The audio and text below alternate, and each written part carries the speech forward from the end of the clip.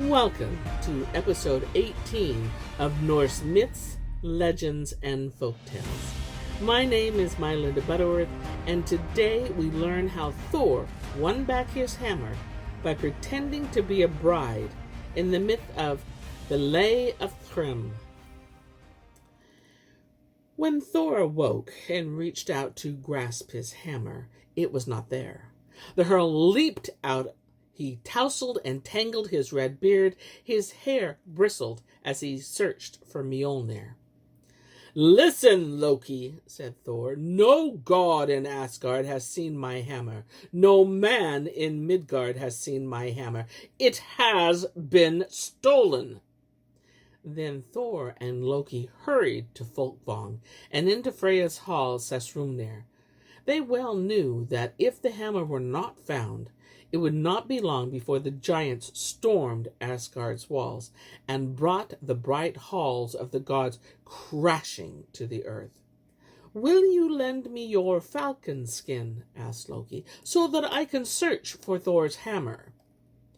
"If it were fashioned of silver," cried Freya, "you could use it. I would lend it even if it were spun out of gold." Then Loki donned the falcon skin. The feathered dress whirred as he climbed into the moving air and left the world of the gods behind him. He flew until Asgard became no more than a bright haze away to the west. He flew as fast as he could until at last he reached the world of the giants. Thrym, king of the frost giants, felt at ease with the world. He had unteased and combed his horse's manes. He was sitting on a green mound, plaiting gold thread, making collars and leashes for his horrible hounds.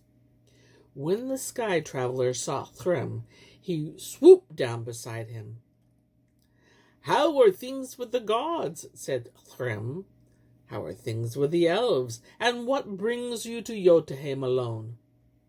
"Things are bad for the gods," said Loki. "Things are bad for the elves. Have you stolen Thor's hammer?" Thrym laughed, and the sound was like the chuckle of broken ice. "I've hidden Thor's hammer 8 miles deep in the earth. No one is going to touch it unless he brings Freya here to be my bride." Loki grimaced, and the sound of Thrym's freezing laughter followed him as he climbed again into the sky. The feather dress whirred. He left the world of the giants behind him and flew as fast as he could until at last he returned to the world of the gods.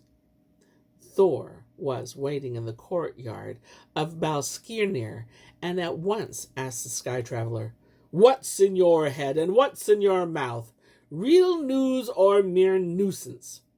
The thunder god's eyes blazed, and it was clear that he would brook no nonsense.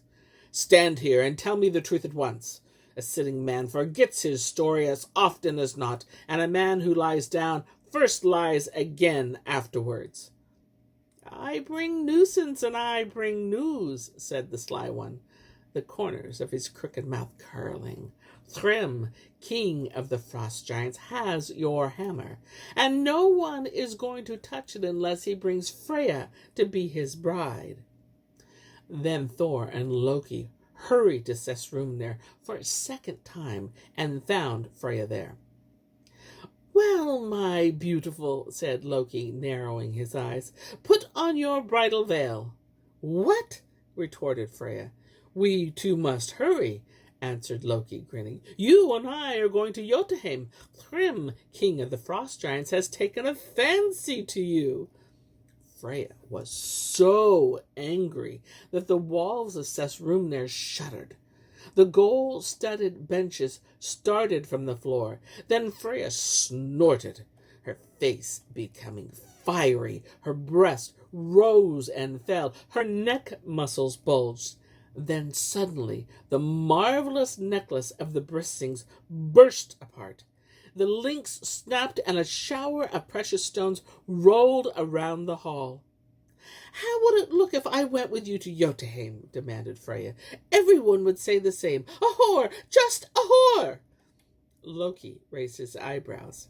Thor sniffed and smirked and shifted from foot to foot and did everything except look Freya in the eye. "Go away," said Freya, "both of you." Then, like the other Vanir, he could read the future. The white god said, "Let us saddle Thor." He paused and looked around. "Saddle Thor in the bridal veil." There was a moment of silence, and then a howl of laughter from the assembled gods and goddesses. Heimdall waited until the uproar had died down, and then he went on. "Let us repair the necklace of the Brisings and secure it round his pretty neck." Once again, Gladheim erupted, and Thor looked across at Heimdall with profound distaste. But the white god was unabashed. He must be decked as befits any bride. A bunch of jingling keys must hang from his waist, and he must wear a becoming dress, as long a dress as possible. We mustn't forget to pin well-wrought brooches on his breast. This care for detail delighted the gods and goddesses, and they also saw the force of Heimdall's argument. "And he'll need a charming cap," concluded Heimdall, in a sing-song voice, "a charming cap to crown it all." Thor scowled. "You all mock me and call me unmanly if I put on bridal veil," he said. Then Loki, the son of Laufey, called out instantly, "Silence, Thor! There's no argument. Giants will live in Asgard if we don't retrieve your hammer." So the gods and goddesses swaddled Thor in a bridal veil.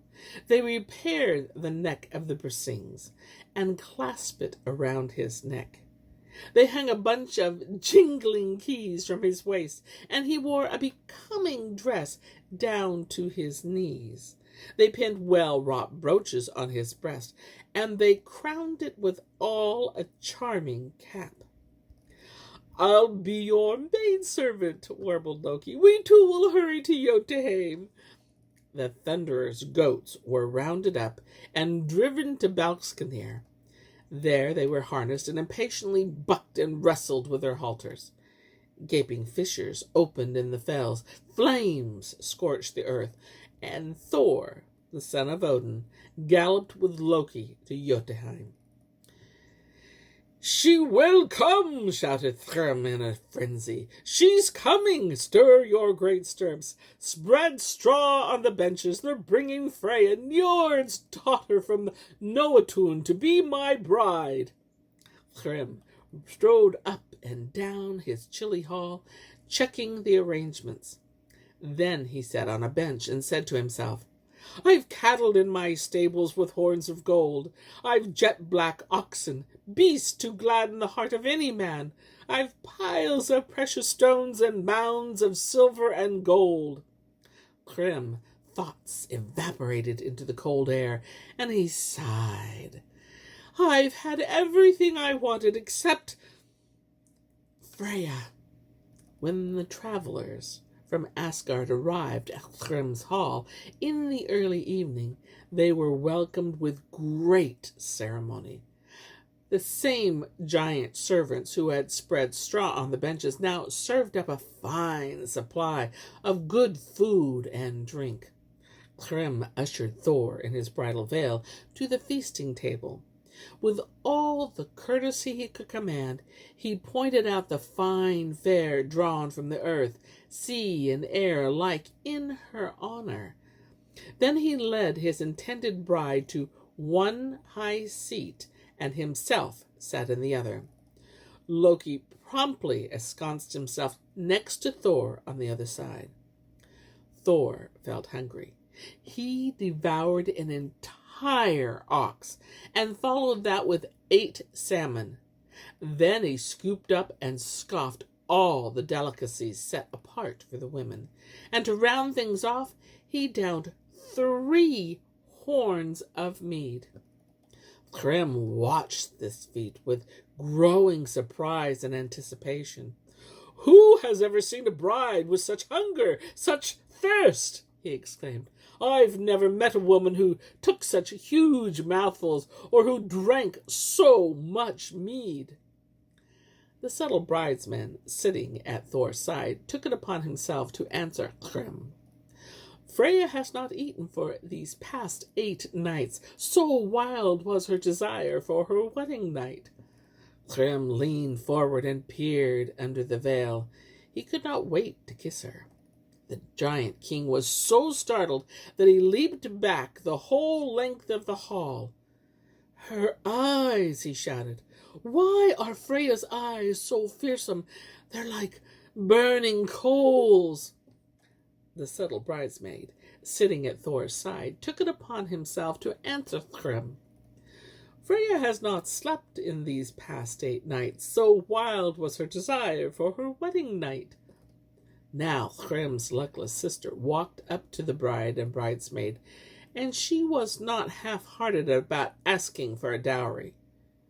"If you want my love," she said, "and my loyalty, give me the rings of red gold on your fingers." "Bring forward the hammer," called the king of the giants. "Bring forward the hammer to hallow the bride. Put Mjollnir between her knees so that Var will hear our marriage oath and give us her blessing." The thunder god's unsparing heart sang and danced when he saw his hammer. As soon as it was placed between his knees, he snatched it up in a mighty grasp, swept off his veil, and stood revealed as God, Thor the hurler. Thrym leapt up from his high seat, and his companions leaped up from their benches. Thor's eyes were as red as his beard. He glared at the company of giants and growled. Then he raised his hammer, took one massive step toward Thrym, and crushed his skull. Thor showed no mercy. He felled all the other giants and giant women at the bridal feast. The hall floor was strewn with a host of bodies. Thrym's luckless sister had dared ask for gold rings, but the iron hammer rang on her skull. And so Thor, the son of Odin, won back his hammer. And here is where I end my tale for today. But I'll be back with more tales, many more tales. Until then, my friends, enjoy the journey.